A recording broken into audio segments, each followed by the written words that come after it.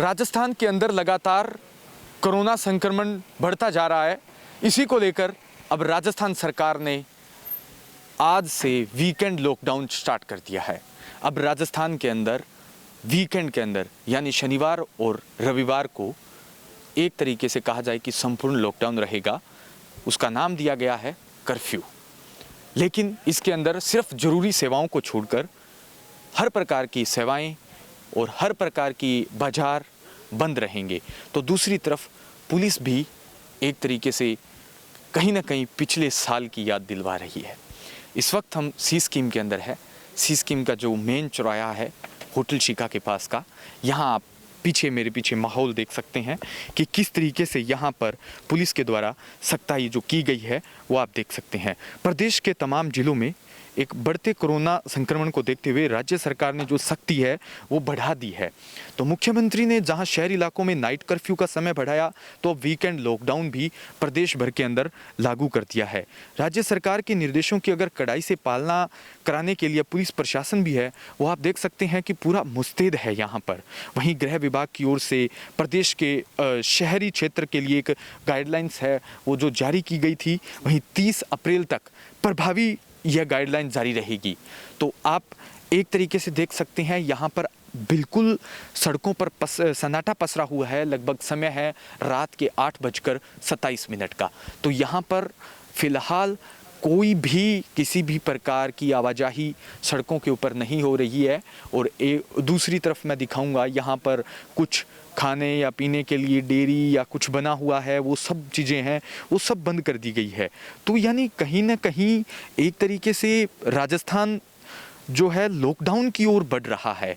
अगर इसी तरीके से स्थिति रहती है तो लॉकडाउन भी लगना संभवतः लगेगा, ये श्योर है। लेकिन फिलहाल जो है वो वीकेंड का लॉकडाउन लगा है। तो अब देखना है कि क्या इस वीकेंड के लॉकडाउन से कोरोना के ऊपर नियंत्रण पाया जा सकता है या नहीं। आप देखिए कि यहाँ पर जो बाइक है, आवाजाही है, उनको किस तरीके से पूरी एक सख्ताई के साथ पूछताछ के बाद यहाँ से उनको आगे भेजा जा रहा है।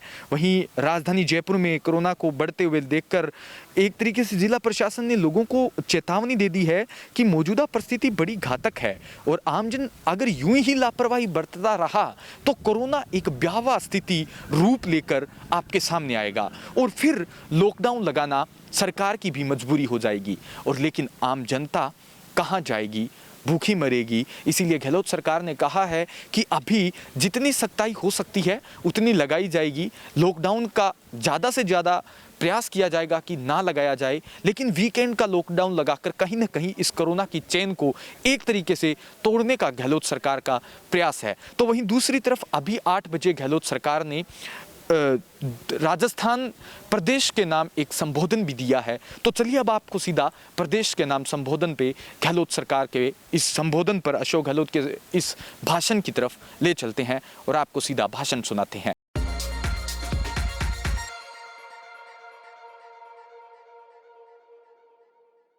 कैपेसिटी हमने यहाँ पर बना दी, आईसीयू बेड तैयार कर लिए, वेंटिलेटर तैयार कर लिए, ऑक्सीजन के लिए जनरेशन प्लांट लगा दिए, हर ज़िले में जनरेशन की फैसिलिटीज पैदा कर दी।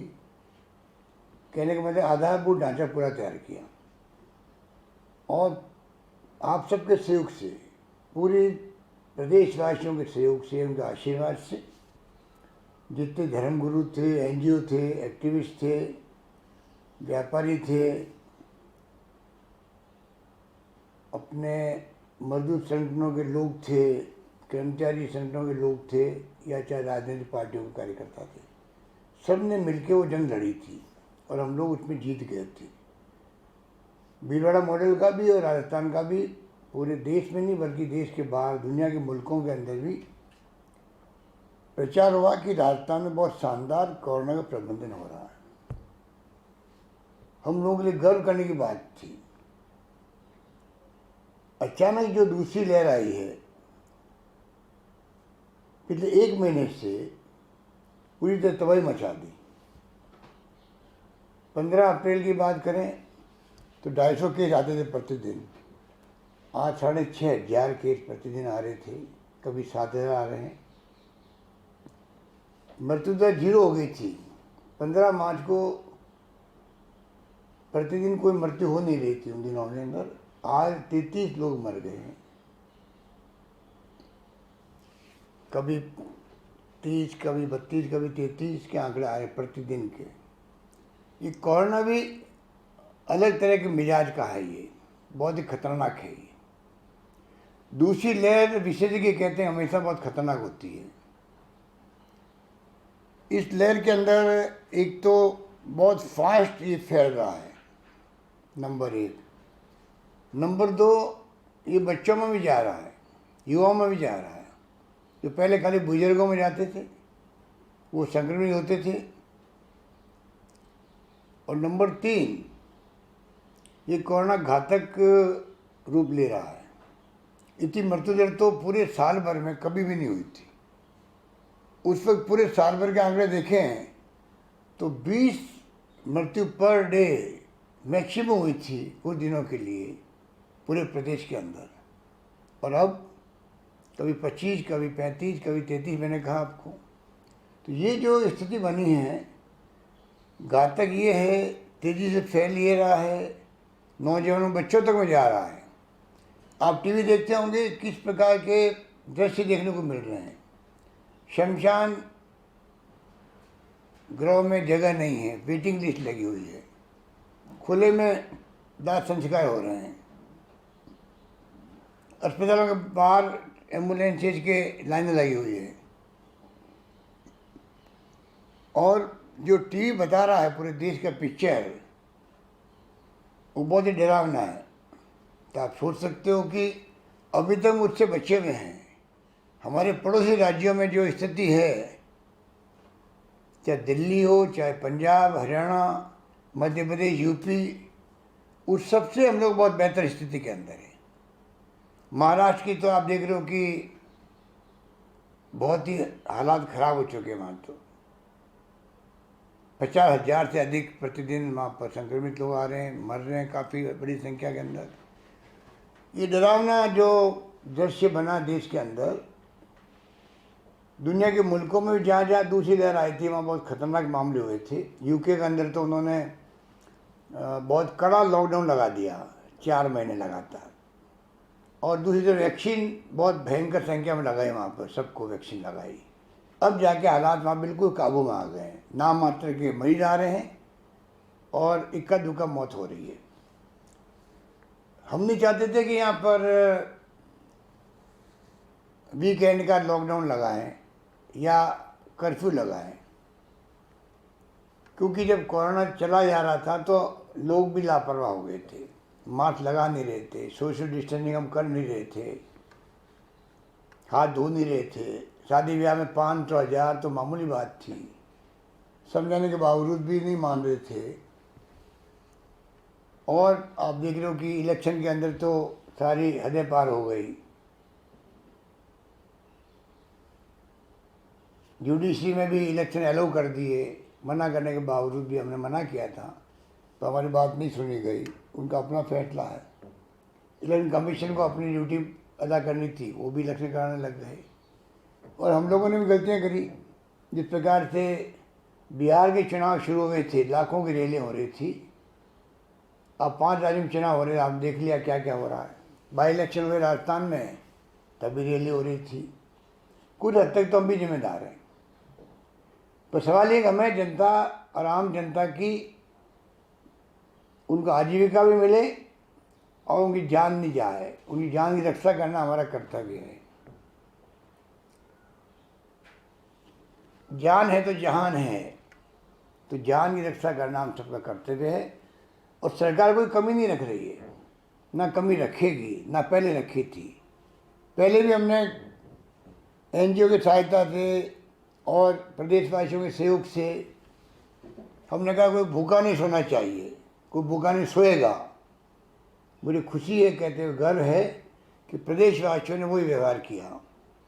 आगे बढ़ बढ़ करके कच्चा खाना, पक्का खाना सबको खिलाया गया, पैकेट बांटे गए। विधायकगणों को हमने कहा, उन्होंने अपने फंड से पैकेट दिए परिवारों को। सरकार ने भी गेहूँ भी, दालें भी दी फ्री, और 35 लाख लोगों को मैंने बार बार उनके खाते के अंदर हम लोगों ने पहले 1,000, फिर 1,000 और फिर 1,500 और फिर अभी मैंने हाल ही में 1,000 रुपये और उनके खाते में हमने ट्रांसफ़र किए हैं। एक किस्त और हम देंगे उनको, परंतु फिर भी आजीविका की जो चुनौती हमारे सामने है वो सब जानते हैं। तो हमें ये देखना पड़ेगा किस प्रकार आजीविका चलती रहे, उनको तकलीफ़ नहीं हो, क्योंकि तकलीफ़ उसको होती है जो सुबह शाम कमा के खाता है। बाकी लोग तो फिर भी बर्दाश्त कर सकते हैं, खर्चे कम कर सकते हैं, कुछ भी कर सकते हैं इस संकट की घड़ी के अंदर। सहयोग सबने किया है, पर गरीब आदमी की स्थिति बहुत खराब होती है। हमारा पूरा ध्यान प्रदेशवासियों की समस्याओं पर है। आप निश्चिंत रहें, पूरी तैयारी हमारी अब भी है। आप देख रहे हो ऑक्सीजन की मांग महाराष्ट्र कर रहा है केंद्र सरकार से, आप हवाई जहाज से ऑक्सीजन ट्रांसपोर्ट करो महाराष्ट्र के अंदर। और केंद्र सरकार ने भी फैसला किया आज कि बाहर के मुल्कों से इंपोर्ट करेंगे ऑक्सीजन को बाहर के मुल्कों से आयात करेंगे। तो बिना ऑक्सीजन तो आप सोच सकते हो क्या स्थिति बन सकती है। जो दवाइयाँ हैं वो दवाइयाँ पूरी मिल नहीं पा रही है, इतनी मांग बढ़ गई है। और दवाइयों के साथ में जो हालात बने हैं, तो दवाई हो चाहे ऑक्सीजन हो, कितनी हम बढ़ा दें संख्या, उसके बाद में अगर संख्या बढ़ती जाएगी मरीजों की, तो एक तरफ तो कैजुअलिटी ज़्यादा होगी, लोग तकलीफ पाएंगे, क्योंकि पोस्ट कोविड भी स्थिति अच्छी नहीं रहती है। कोविड ठीक होने के बाद में भी काफ़ी महीनों तक तकलीफ रहती है व्यक्ति को, सांस लेने में के अंदर भी, चलने के अंदर भी कई तरह की प्रॉब्लम रहती है। तो ये कोरोना हो ही क्यों, बचावी उपाय है, ये दिमाग में रखें हम सब लोग। और किसी विशेषज्ञ ने कहा है कि कोरोना की लड़ाई जो है, महामारी की लड़ाई अस्पतालों में नहीं लड़ी जाती है, ये मैदान में लड़ी जाती है। उसके मायने हैं मैदान में, घरों में हम सब जो है किस प्रकार से जो प्रोटोकॉल है कोरोना का बचाव का, किस प्रकार से हम लोग मास्क लगाएं, किस प्रकार से हम लोग हाथ को बार बार धोएं, किस प्रकार सोशल डिस्टेंसिंग रखें। इलाज है ये, वैक्सीन की तरह ये प्रभावशाली होता है मास्क लगाना। वैक्सीन की कुछ कमी हो गई केंद्र में, वो भेज नहीं रहे राज्यों को, हमारे लिए बहुत बड़ी चिंता का विषय है। हम संपर्क में केंद्र सरकार के, उम्मीद करते हैं कि वैक्सीन आती जाएगी, हम लगाते रहेंगे। वैक्सीन लगने के बाद में कम से कम ज़िंदगी जाने का खतरा ख़त्म हो जाता है। हर व्यक्ति को गैस वैक्सीन लगानी है। मैंने भी पहली डोज दूसरी डोज लगा ली है, आप सबको लगानी है। सरकार पूरी व्यवस्था करने में लगी हुई है, चाहे वो इलाज हो, चाहे वो वैक्सीन हो, चाहे सोशल सिक्योरिटी के माध्यम से हम क्या कर सकते हैं, कैसे हम लोग सब मिलकर के। मैं तो आह्वान करना चाहूँगा प्रदेशवासियों को, सभी तबकों को, सभी वर्गों को, सभी संगठनों को। पिछली बार 12 महीने 11 महीने आप लोगों ने जो साथ दिया, जिस रूप में एक दूसरे के काम आए, आप लोग इमदाद करी, उसके कारण से राजस्थान कामयाब हुआ कोरोना की जंग को जीतने के अंदर। अब भी जंग जीतेंगे हम लोग, मुझे पूरा यकीन है। आप सब कॉन्फिडेंस बना रहे, हौसला बुलंद रखें, सरकार आपके साथ खड़ी मिलेगी। सारी व्यवस्था हमने करी है, आने वाले वक्त में और हम करेंगे। पूरी तरह हम लोग लगातार गांव के सरपंच पंच तक संपर्क में रहना चाहते हैं। प्रदेशवासियों के तमाम संगठनों से मैंने बातचीत करी है, धर्मगुरुओं से बात करी है, जिससे बात करी है सब लोगों ने विश्वास दिलाया कि हमें जो माहौल बन गया है, हालात हो गए हैं, उसके अंदर हमें सख्त कार्रवाई करनी पड़ेगी, उसके बगैर काम नहीं चलेगा। मैं आपसे अपील करूंगा अंत में कि कृपा करके आप जो फैसले किए सरकार ने, उसको इम्प्लीमेंट करने में आप सहयोग करें। ये नौबत नहीं है कि पुलिस को सख्ती करनी पड़े, क्योंकि हमें जान बचानी लोगों की, और जान बचाने में सख्ती करनी पड़ेगी, वो भी करेंगे, तब जाकर के हम लोग इसको काबू में कर पाएंगे।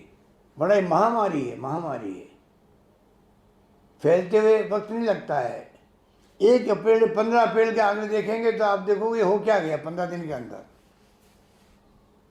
30-35 लोग मरना प्रतिदिन, कभी सुना ही नहीं था हमारे राजस्थान के अंदर, वो स्थिति बन गई है। यही बात कहता मैं आपको, मैं विश्वास रखता हूँ कि आप लोग कमी नहीं रखेंगे पूरा सहयोग करने में।